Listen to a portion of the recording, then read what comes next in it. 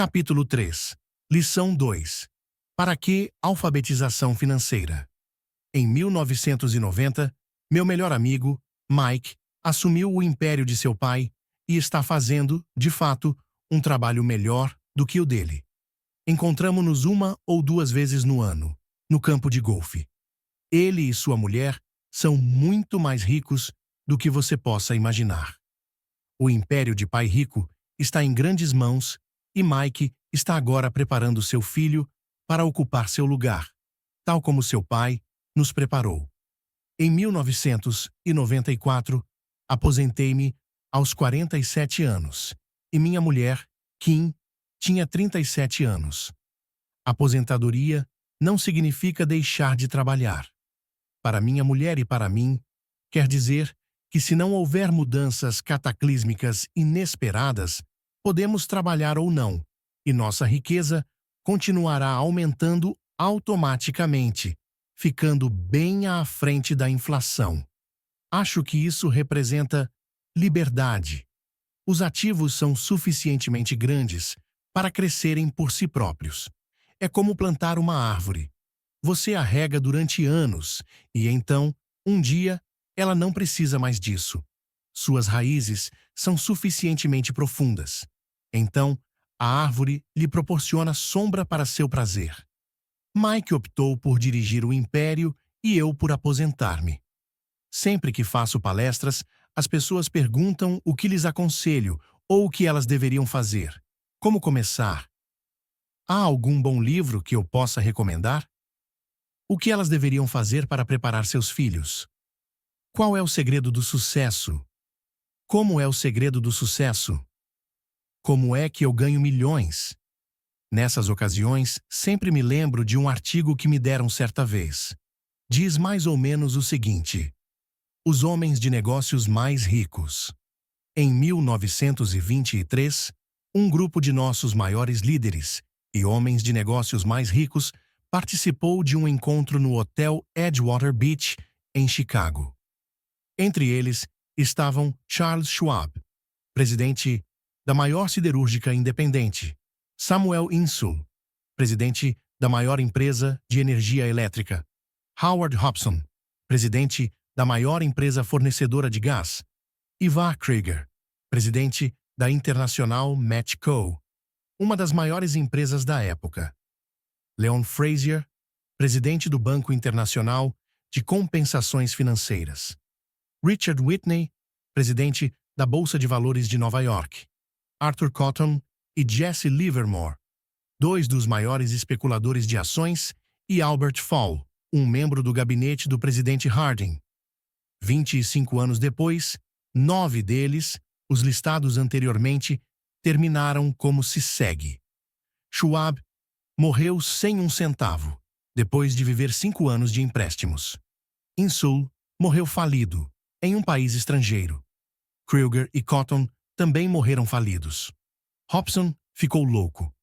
Whitney e Albert Fall tinham acabado de sair da cadeia. Frazier e Livermore se suicidaram. Duvido que alguém possa dizer o que aconteceu realmente com aqueles homens. Se você olhar a data da reunião, 1923, foi antes do crash da Bolsa de 1929 e da Grande Depressão, o que desconfio deve ter provocado grande impacto sobre esses homens e suas vidas. O interessante é isto. Hoje vivemos em tempos de mudanças maiores e mais aceleradas do que esses homens vivenciaram. Imagino que nos próximos 25 anos deverão registrar-se auges e quedas comparáveis aos enfrentados por eles. Estou muito preocupado com o fato de que gente demais se preocupa excessivamente com dinheiro e não com sua maior riqueza, a educação. Se as pessoas estiverem preparadas para ser flexíveis, se mantiverem suas mentes abertas e aprenderem, elas se tornarão cada vez mais ricas ao longo dessas mudanças. Se elas pensarem que o dinheiro resolverá seus problemas, receio que terão dias difíceis. A inteligência resolve problemas e gera dinheiro. O dinheiro sem a inteligência financeira é dinheiro que desaparece depressa. A maioria das pessoas não percebe que na vida o que importa não é quanto dinheiro você ganha, mas quanto dinheiro você conserva. Todos ouvimos histórias de ganhadores de prêmios na loteria que eram pobres, enriqueceram subitamente e voltaram a ser pobres. Ganham milhões e logo estão de volta ao ponto de partida. Ou histórias de atletas profissionais que aos 24 anos ganham milhões de dólares ao ano e que aos 34 estão dormindo embaixo da ponte. Hoje de manhã, quando estou escrevendo isto, o jornal conta a história de um jovem jogador de basquete que 1 ano atrás era milionário. Hoje, ele diz que seus amigos, seu advogado e seu contador levaram todo o seu dinheiro e está trabalhando em um lava-carros por um salário mínimo. Ele tem apenas 29 anos. Foi demitido do lava-carros porque se recusou a tirar seu anel de campeão enquanto trabalhava, e por isso sua história chegou ao jornal. Ele estava lutando por sua reintegração, alegando dificuldades para sobreviver e discriminação. O anel era tudo o que lhe restara. Afirmava que se isso lhe fosse tirado, ele desmoronaria. Em 1997 sei de muitas pessoas que estão se tornando milionários instantâneos. É a volta dos loucos anos 1920. E embora fique feliz de ver que pessoas se tornam cada vez mais ricas, só posso advertir que a longo prazo não importa tanto o quanto você ganhou, mas o quanto você conservou e por quantas gerações isso é conservado. Partindo deste princípio, quando as pessoas perguntam como o senhor começou ou diga-me como ficar rico rapidamente, elas frequentemente ficam muito desapontadas com minha resposta. Eu simplesmente lhes digo o que meu pai rico me falou quando eu era um moleque. Se você quiser ficar rico, você precisa de uma alfabetização financeira. A ideia era martelada na minha cabeça toda vez que nos encontrávamos. Como já disse, meu pai, instruído, destacava a importância da leitura de livros, enquanto meu pai rico destacava a necessidade de dominar os conhecimentos das finanças. Se você quer construir um Empire State Building, a primeira coisa a fazer é cavar profundamente o terreno e construir sólidos alicerces. Se você vai construir uma casa no subúrbio, tudo o que tem a fazer é assentá-la numa laje de concreto de 15 centímetros. A maioria das pessoas, em sua ânsia de enriquecer, tenta construir um Empire State Building sobre uma laje de 15 centímetros. Nosso sistema escolar, por ter sido criado na época agrária, ainda acredita em casas sem alicerces. Chão de terra batida ainda está na moda. Assim, a garotada sai da escola sem qualquer fundamento financeiro. Um dia, insones e endividados no subúrbio, vivendo o sonho americano, elas decidem que a resposta para seus problemas financeiros está em achar um meio de enriquecer rapidamente. Começam a construção do arranha-céu. Sobe rapidamente e logo, em lugar de um Empire State Building, temos a torre inclinada dos subúrbios. De volta às noites insones. No meu caso e no de Mike, quando adultos, as nossas escolhas foram possíveis, porque fomos ensinados a construir sólidos alicerces quando éramos apenas crianças. Agora vejamos, a contabilidade é possivelmente um dos assuntos mais áridos do mundo e pode também ser o mais confuso. Mas se você quiser ser rico, pode ser o assunto mais importante. A questão é, como pegar um tema entediante e confuso e ensiná-lo a crianças? A resposta é, simplifique. Comece por ensiná-lo por meio de figuras. Meu pai rico construiu um sólido alicerce financeiro para Mike e para mim. Já que éramos apenas crianças, ele criou uma forma muito simples de ensinar. Durante anos, ele apenas fazia desenhos e usava palavras. Mike e eu entendíamos os desenhos simples, o jargão, o movimento do dinheiro e então, anos mais tarde, Pai Rico começou a incluir números. Hoje, Mike domina uma análise contábil muito mais complexa e sofisticada porque precisa disso. Ele tem de controlar um império de US$ 1 bilhão. Eu não sou tão sofisticado porque meu império é menor. Contudo, ambos partimos do mesmo alicerce simplificado. Nas páginas que se seguem, apresentarei as mesmas figuras simples que o pai de Mike criou para nós. Embora simples, esses desenhos ajudaram a orientar dois garotos na construção de uma grande riqueza embasada em fundamentos sólidos e profundos. Regra número 1. Você tem de conhecer a diferença entre um ativo e um passivo e comprar ativos. Se você deseja ser rico, isso é tudo o que você precisa conhecer. É a regra número 1 e é a única regra. Isto pode parecer absurdamente simples, porque não se tem ideia do quanto é profunda. A maioria das pessoas tem dificuldades financeiras porque não conhece a diferença entre um ativo e um passivo. As pessoas ricas adquirem ativos. Os pobres e a classe média adquirem obrigações pensando que são ativos. Quando o pai rico explicou isso para Mike e para mim, pensamos que ele estava brincando. Aí estávamos, quase adolescentes, esperando pelo segredo do enriquecimento. E essa era a resposta. Era tão simples que precisamos parar um longo tempo para pensar a respeito. O que é um ativo? Perguntou Mike. Não se preocupe agora, disse Pai Rico. Deixe a ideia amadurecer. Se você puder entender a simplicidade, sua vida terá um rumo e será fácil do ponto de vista financeiro. É simples, por isso é que não se presta atenção. O senhor quer dizer que tudo o que precisamos conhecer é o que é um ativo, comprá-lo e então ficaremos ricos? Perguntei. Pai Rico balançou a cabeça afirmativamente. É simples assim. Se é tão simples, por que é que todos não ficam ricos? Perguntei. Pai Rico sorriu. Porque as pessoas não sabem distinguir um ativo de um passivo. Lembro-me de ter perguntado: como é que os adultos podem ser tão ignorantes? Se é tão simples, tão importante, por que todo mundo não procura descobrir a diferença? Pai Rico levou apenas alguns minutos para explicar o que eram ativos e passivos.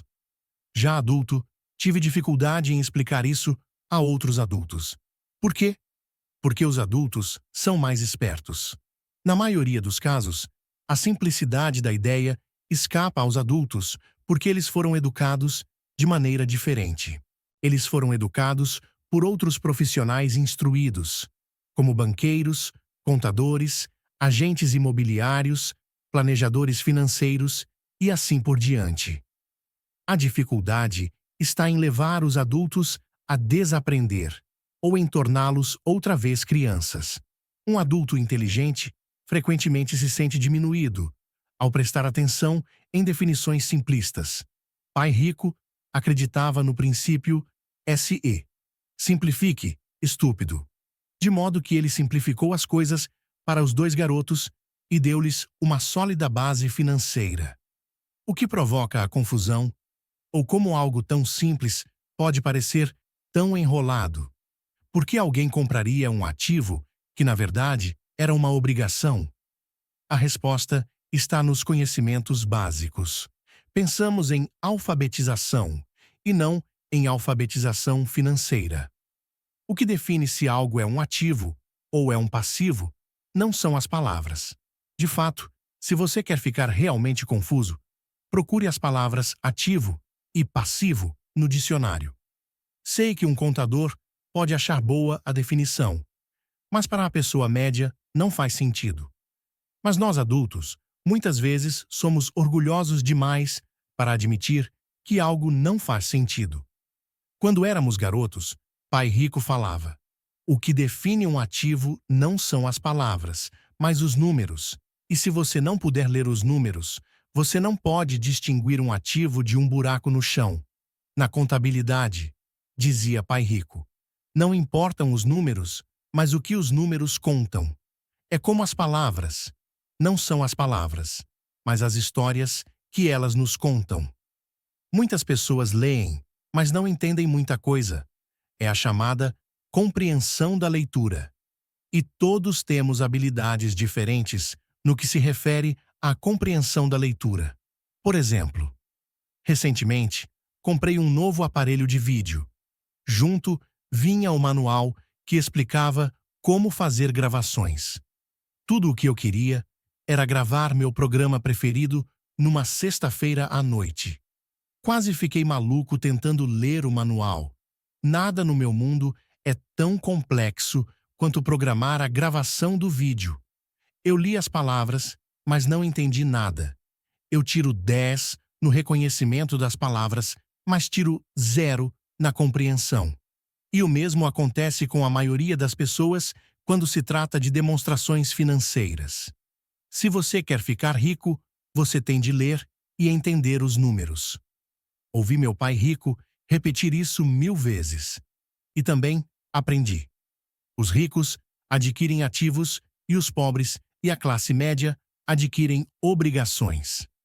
Aqui está a maneira de distinguir ativos de passivos. A maioria dos contadores e profissionais das finanças não concorda com as definições, mas estes desenhos simples foram o início de uma base financeira sólida para 2 garotos.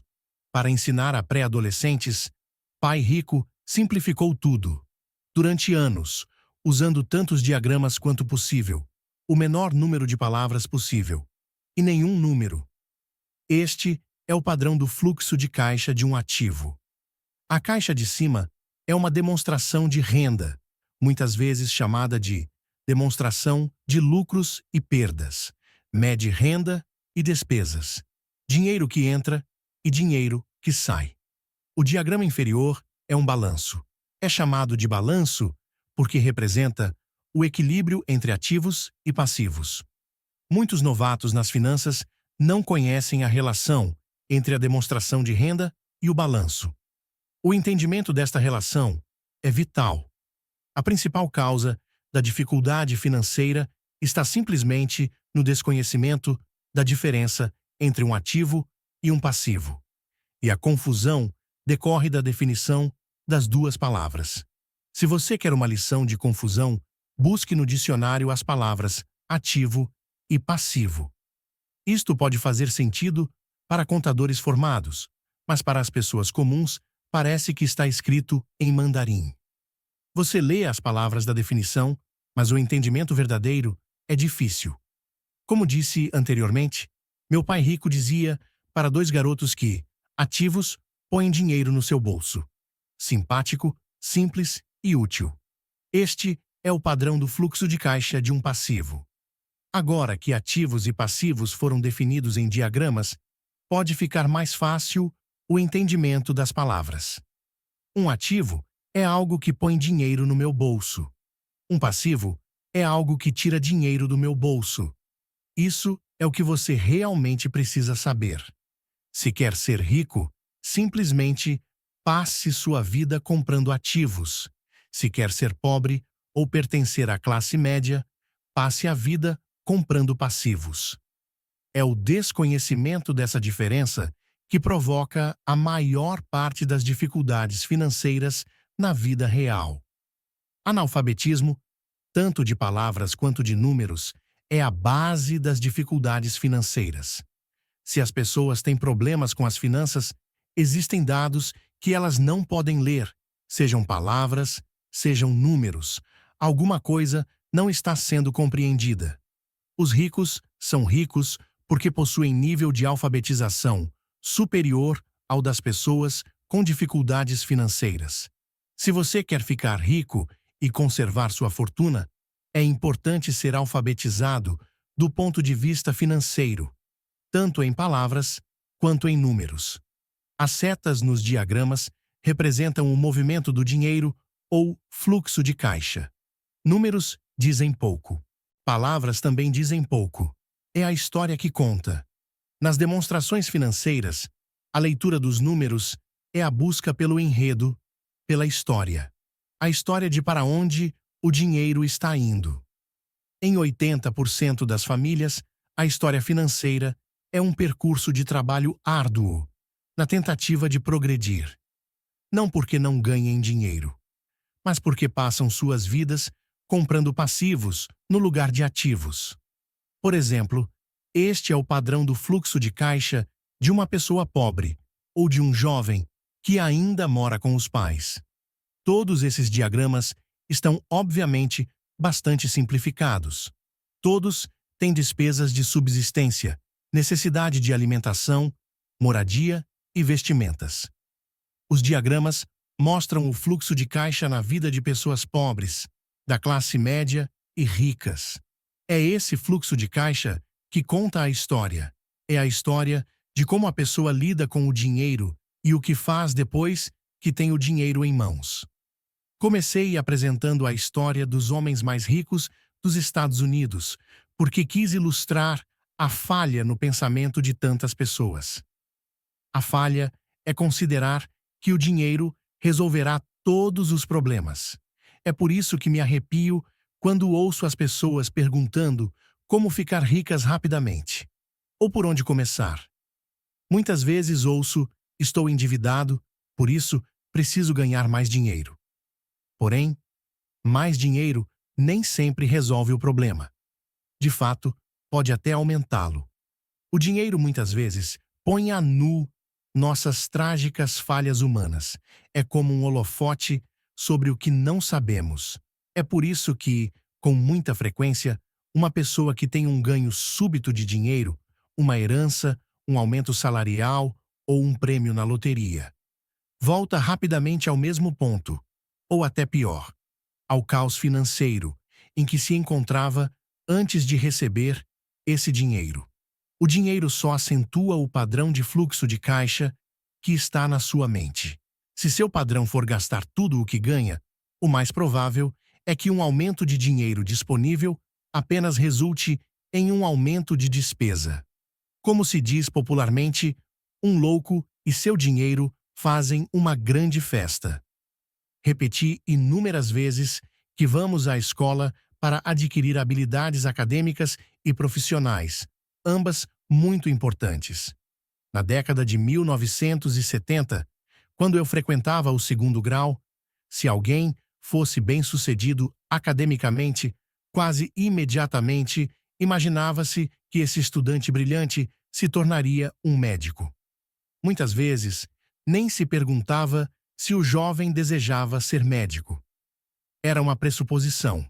Era uma profissão que prometia a maior recompensa financeira. Hoje, os médicos enfrentam dificuldades financeiras que não desejaria a meus piores inimigos. Seguradoras controlando os negócios, cuidados de saúde administrados, intervenção governamental e processos por erro médico, para mencionar algumas. E a garotada quer ser estrela do basquete, jogador de golfe como Tiger Woods, gênio da computação, estrela do cinema, roqueiro, rainha de beleza ou corretor de Wall Street. Isso ocorre simplesmente porque é aí que estão a fama, o dinheiro e o prestígio. Eis o motivo por que é tão difícil motivar a garotada na escola. Eles sabem que o sucesso profissional já não depende apenas do sucesso acadêmico, como em outros tempos. Como os estudantes deixam a escola sem habilidades financeiras, milhões de pessoas instruídas obtêm sucesso em suas profissões, mas depois se deparam com dificuldades financeiras. Trabalham muito, mas não progridem. O que falta em sua educação não é saber como ganhar dinheiro, mas como gastá-lo. O que fazer com ele depois de tê-lo ganhado. É o que se chama aptidão financeira. O que você faz com o dinheiro depois que o ganhou. Como evitar que as pessoas lhe tirem o dinheiro. Quanto tempo você o conserva e o quanto esse dinheiro trabalha para você. A maioria das pessoas não descobre o motivo de suas dificuldades financeiras porque não entende os fluxos de caixa. Uma pessoa pode ser muito instruída, bem-sucedida profissionalmente e ser analfabeta do ponto de vista financeiro.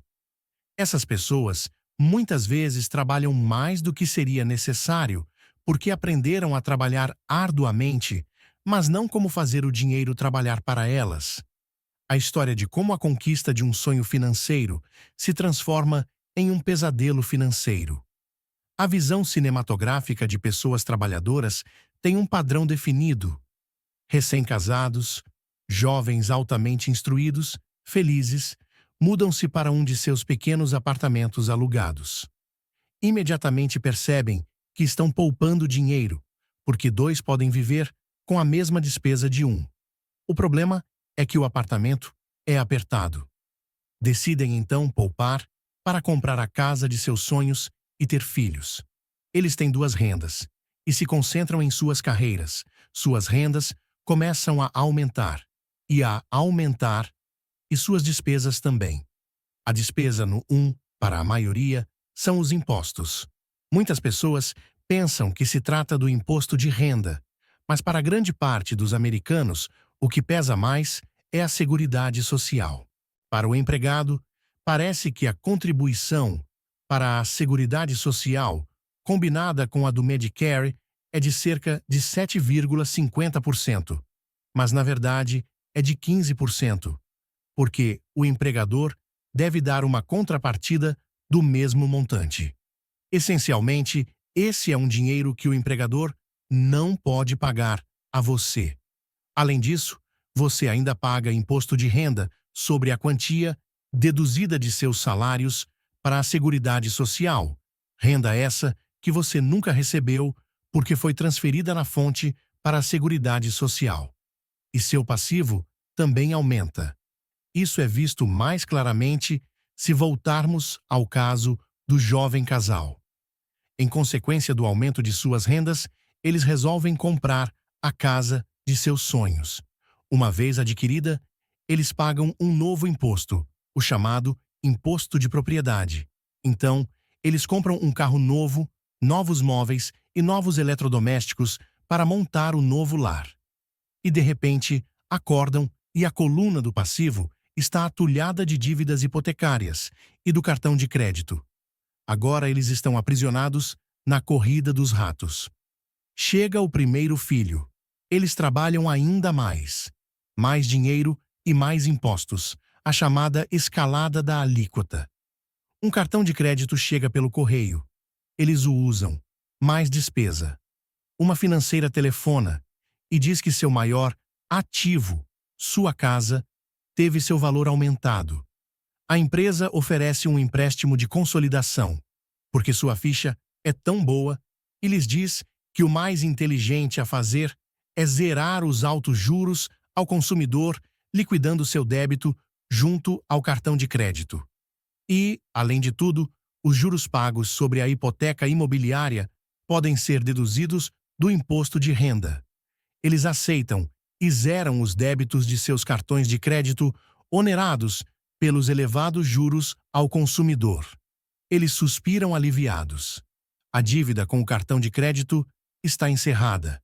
Agora, suas dívidas de consumo estão somadas à hipoteca imobiliária de sua casa própria. As prestações mensais são reduzidas porque ampliaram o financiamento para 30 anos. É atitude muito inteligente. O vizinho os convida para irem às compras. Afinal, está começando a liquidação do Memorial Day. Uma chance de poupar algum dinheiro.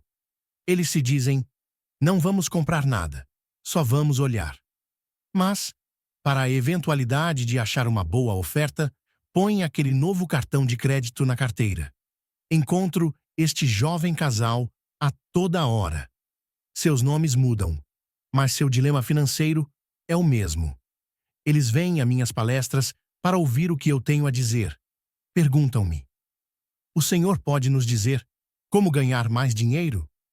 Seus hábitos de compra os levam a buscar mais renda. Eles nem sabem que o problema está na forma que escolheram para gastar o dinheiro que têm. São provocados por seu analfabetismo financeiro e por não entenderem a diferença entre um ativo e um passivo. Raramente, Os problemas de dinheiro das pessoas são resolvidos com mais dinheiro. A inteligência resolve os problemas. Um amigo meu costuma repetir uma frase para as pessoas endividadas: se você descobre que se enterrou num buraco, pare de cavar. Quando criança, meu pai dizia frequentemente que os japoneses conheciam 3 poderes: o poder da espada, o poder da joia e o poder do espelho. A espada simboliza o poder das armas. Os Estados Unidos têm gastado trilhões de dólares em armamento e, por isso, são a presença militar suprema do mundo. A joia representa o poder do dinheiro. Há uma certa verdade no dito: lembre-se da regra de ouro. Quem tem o ouro, faz as regras. O espelho significa o poder do autoconhecimento. Esse autoconhecimento, de acordo com a lenda japonesa, era o mais apreciado dos 3. Os pobres e a classe média muitas vezes permitem que o poder do dinheiro os controle.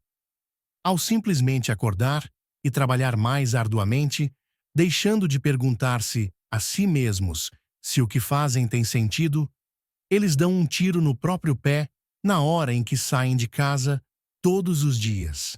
Por não entendê-lo plenamente, a maioria das pessoas permite que o formidável poder do dinheiro exerça o controle sobre elas. Contudo, o poder do dinheiro é usado contra elas. Se usassem o poder do espelho, teriam se perguntado: isto tem sentido? Com muita frequência, em vez de confiar em sua sabedoria íntima, a maioria das pessoas acompanha a multidão. Fazem apenas o que todo mundo faz. Conformam-se em vez de questionar. Muitas vezes, repetem sem pensar o que lhes foi dito. Ideias como diversifique ou sua casa é um ativo. Sua casa é o maior investimento. Você terá uma redução nos impostos endividando-se mais. Consiga um emprego seguro. Não assuma riscos. Disse que, para muitas pessoas, o medo de falar em público é maior do que o medo da morte. De acordo com psiquiatras, o medo de falar em público é provocado pelo medo do ostracismo, o medo de aparecer, o medo das críticas, o medo do ridículo, o medo de se tornar um pária. O medo de ser diferente impede que muitas pessoas busquem novas formas de resolver seus problemas. É por isso que meu pai, instruído, dizia que os japoneses davam o maior valor ao poder do espelho, porque somente quando nós, como seres humanos, nos olhamos no espelho, encontramos a verdade. E a principal razão pela qual as pessoas dizem procure segurança é o medo. Isso vale para tudo: esporte, relacionamento, carreira ou dinheiro.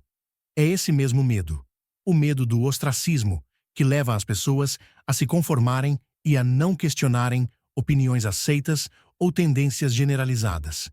Sua casa é um ativo. Faça um empréstimo consolidando suas dívidas e livre-se delas. Trabalhe com mais afinco. É uma promoção. Algum dia chego a vice-presidente. Poupe. Quando tiver um aumento, vou comprar uma casa maior. Fundos mútuos são seguros. Bonecas Tico Mielmo estão em falta, mas ainda tenho uma reservada para um cliente que não apareceu. Muitos dos grandes problemas financeiros são causados pelo desejo de se acompanhar a maioria e não querer ficar atrás do vizinho. Ocasionalmente, todos nós precisamos nos olhar no espelho e seguir nossa sabedoria interior e não nossos medos. Quando Mike e eu estávamos com uns 16 anos, começamos a ter problemas na escola. Não éramos maus garotos, apenas começamos a nos distanciar da maioria. Trabalhávamos para o pai do Mike depois das aulas e nos fins de semana.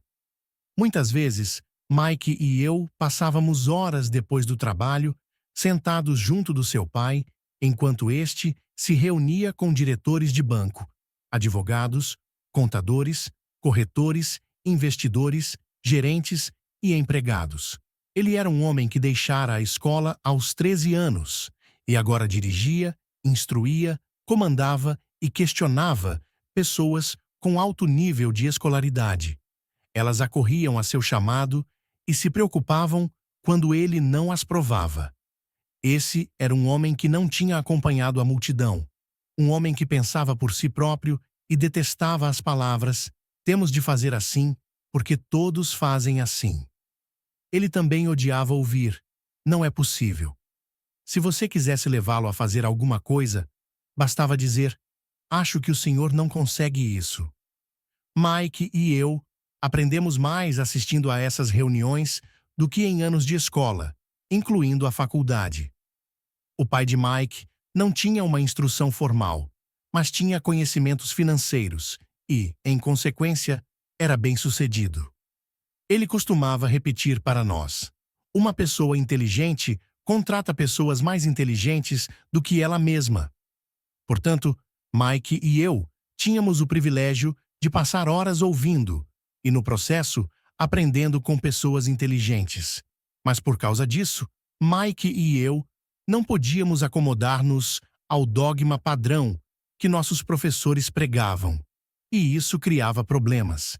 Sempre que um professor falava: se vocês não tirarem boas notas, vocês não se sairão bem no mundo real, Mike e eu franzíamos as sobrancelhas. Quando nos diziam para seguir as normas e não nos desviarmos das regras, víamos por que esse processo de ensino desestimulava de fato a criatividade. Começamos a entender por que Pai Rico nos dizia que as escolas se destinavam a formar bons empregados em lugar de bons empregadores.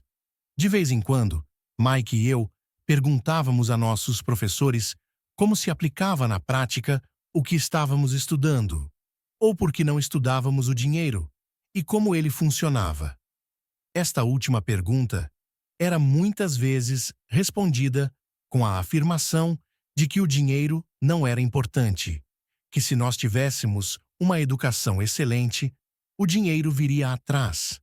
Quanto mais sabíamos sobre o poder do dinheiro, mais nos distanciávamos de nossos mestres e colegas. Meu pai, instruído, nunca me pressionava em relação às notas. Muitas vezes, me perguntei por quê. Ele, porém, começou a discutir sobre dinheiro. Com 16 anos, já tinha provavelmente uma base de conhecimentos sobre dinheiro melhor do que minha mãe e meu pai. Eu sabia escriturar livros contábeis, ouvia especialistas em tributação, advogados especializados em questões empresariais, gerentes de banco, corretores imobiliários e investidores. Meu pai falava com professores. Certo dia, meu pai falou que nossa casa era seu maior investimento. Uma discussão um tanto desagradável teve início quando eu lhe mostrei por que não achava que uma casa fosse um bom investimento. O diagrama a seguir ilustra a diferença na percepção de meu pai rico e de meu pai pobre no que se referia a casas. Um pensava que sua casa era um ativo, o outro que era um passivo. Lembro que tracei o diagrama a seguir para mostrar a meu pai a direção dos fluxos de caixa. Também lhe mostrei as despesas que acompanhavam a posse de uma casa. Uma casa maior representa despesas maiores e o fluxo de caixa sai pela coluna das despesas. Atualmente, ainda ouço contestações à ideia de que uma casa não é um ativo. E sei que, para a maioria das pessoas, ela é não só seu maior investimento, como também seu sonho. E sermos donos de nossa moradia é melhor do que nada. Eu ofereço simplesmente uma maneira alternativa de encarar esse dogma popular. Se minha mulher e eu fôssemos comprar uma casa maior, mais vistosa, nós a encararíamos não como um ativo, mas como um passivo, já que iria tirar dinheiro de nossos bolsos. Aqui vai o argumento que desenvolvo. Na verdade, não espero que a maioria das pessoas concorde com ele, uma vez que um lar agradável é um fator emocional e, no que se refere a dinheiro, grandes emoções tendem a reduzir a inteligência financeira. Primeiro, em relação a casas, destaco que, em geral, as pessoas passam a vida pagando por uma moradia que nunca será delas.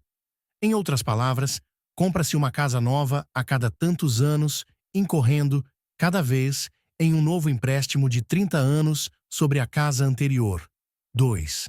Apesar de poderem deduzir os juros da hipoteca para fins de imposto de renda, as pessoas pagam todas as demais despesas com o dinheiro que sobra depois de pago o imposto, mesmo depois que liquidam a hipoteca.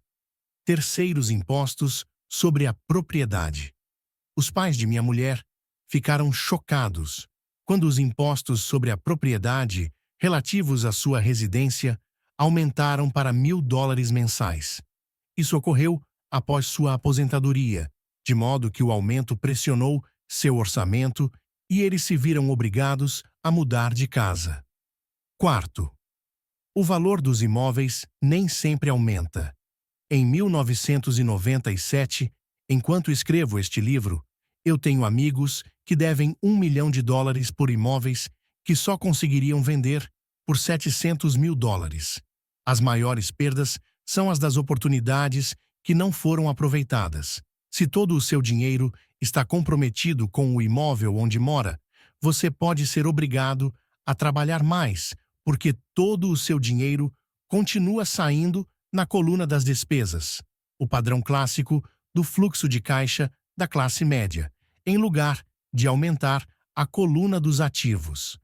Se um jovem casal destinasse uma soma maior à aquisição de ativos, mais tarde teria maiores facilidades, especialmente estaria preparado para pagar os estudos superiores de seus filhos. Seus ativos teriam aumentado e estariam disponíveis para cobrir despesas. Com excessiva frequência, um imóvel residencial só serve como meio de incorrer em empréstimos hipotecários para pagar despesas crescentes. Em suma, o resultado final de optar por possuir um imóvel residencial caro demais, em lugar de começar a formar um portfólio de ativos mais cedo, prejudica o indivíduo de 3 formas. 1. Perda de tempo, porque outros ativos poderiam ter registrado aumento em seu valor. 2. Perda de capital adicional, que poderia ter sido investido em vez de se ter pagado as altas despesas de manutenção relacionadas diretamente ao imóvel residencial. 3. Perdas na instrução. Com muita frequência, os casais consideram seu imóvel residencial, as poupanças e o plano de aposentadoria como o total de sua coluna de ativos. Como não têm dinheiro para investir, eles simplesmente não investem. Isso lhes custa a experiência do investimento. Quase nunca conseguem tornar-se o que o mundo dos investimentos denomina um investidor sofisticado. E os melhores investimentos são, em geral, oferecidos aos investidores sofisticados, que, por sua vez, vendem-nos às pessoas que buscam a segurança. A demonstração financeira de meu pai, instruído, é a melhor demonstração da vida de alguém que está na corrida dos ratos. Suas despesas sempre acompanharam sua renda, de modo que nunca investiu em ativos. Em consequência, seus passivos, como a hipoteca imobiliária e as dívidas do cartão de crédito, eram maiores que seus ativos. A figura a seguir fala mais do que 1000 palavras. A demonstração financeira pessoal de pai rico, por outro lado, reflete os resultados de uma vida dedicada ao investimento e à minimização do passivo. Uma revisão da demonstração financeira de meu pai rico mostra por que os ricos ficam mais ricos. A coluna dos ativos gera renda mais do que suficiente para cobrir as despesas, com o saldo reinvestido na coluna dos ativos. A coluna dos ativos continua crescendo e, portanto, a renda gerada continua crescendo com eles. O resultado é: os ricos ficam mais ricos. A classe média se encontra em um estado de constantes dificuldades financeiras. Sua renda principal é gerada por salários, e quando seus salários aumentam, os impostos também aumentam. Suas despesas tendem a crescer no mesmo montante de seus salários. Daí a expressão corrida dos ratos. Eles consideram seu imóvel residencial como seu principal ativo, em lugar de investir em ativos geradores de renda. O padrão de se considerar o imóvel residencial como investimento e a filosofia de que um aumento de salário significa que você pode comprar uma casa maior ou gastar mais é a base do atual endividamento da sociedade. Este processo de despesa crescente faz com que as famílias se endividem mais e tenham mais incerteza financeira, mesmo quando progridem no emprego e recebem aumentos salariais regulares. Esta é uma vida muito arriscada, decorrente da precária instrução financeira. A maciça perda de empregos de década de 1990, o downsizing das empresas, trouxe à luz a instabilidade financeira da classe média. De repente, os planos de pensão das empresas estavam sendo substituídos por planos 400 e 1K. A Seguridade Social está obviamente com problemas e não pode ser considerada uma alternativa de aposentadoria. O pânico se instalou na classe média. O bom, nestes dias, é que muitas dessas pessoas reconheceram esses problemas e começaram a aplicar em fundos mútuos. Este aumento nos investimentos é responsável, em boa medida, pela acentuada alta do mercado de ações. Hoje, mais e mais fundos mútuos estão sendo criados em resposta à demanda da classe média. Os fundos mútuos são populares porque representam segurança. Os aplicadores médios dos fundos de pensão estão demasiadamente ocupados, trabalhando para pagar impostos e hipotecas imobiliárias, e têm dificuldade em poupar de modo a poder pôr seus filhos na faculdade e liquidar as dívidas do cartão de crédito. Não têm tempo de aprender a investir, de modo que confiam na experiência do administrador do fundo mútuo. Como o fundo mútuo também inclui muitos tipos diferentes de investimento, tem-se uma sensação de segurança, porque o fundo é diversificado. Este grupo da classe média instruída aceita o dogma da diversificação, defendido por corretores de fundos mútuos e consultores financeiros. Procure a segurança, evite o risco. A verdadeira tragédia, contudo, é a falta de instrução financeira precoce, responsável pelo risco enfrentado pela pessoa comum da classe média. A razão é que precisam procurar a segurança, porque uma situação financeira é, na melhor das hipóteses, precária. Seus balanços não fecham. Estão atulhados de passivos, sem verdadeiros ativos para gerar renda. Em geral, sua única fonte de renda é o contra-cheque. Seu modo de vida depende totalmente do empregador. Sendo assim, quando os verdadeiros negócios de sua vida aparecem, essas mesmas pessoas não podem aproveitar a oportunidade. Elas devem procurar a segurança, porque estão trabalhando muito, pagando impostos máximos e assoberbadas de dívidas. Como disse no início da sessão, a regra mais importante é conhecer a diferença entre um ativo e um passivo. Uma vez que você consiga entender a diferença, concentre seus esforços na compra exclusiva de ativos geradores de renda. Essa é a melhor maneira de dar o primeiro passo para se tornar rico. Continue fazendo isso e sua coluna dos ativos crescerá. Concentre-se em reduzir passivos e despesas. Isso aumentará o dinheiro disponível para continuar aumentando a coluna dos ativos. Logo, a base de ativos será tão profunda que você poderá permitir-se olhar para investimentos mais especulativos. Investimentos que podem ter retornos que variam de 100% ao infinito. Investimentos em que $5.000 podem se transformar rapidamente em $1 milhão ou mais. Investimentos que a classe média considera demasiado arriscados. O investimento não é arriscado, é a falta de simples inteligência financeira, a começar pela alfabetização financeira, que leva o indivíduo a ser muito arriscado.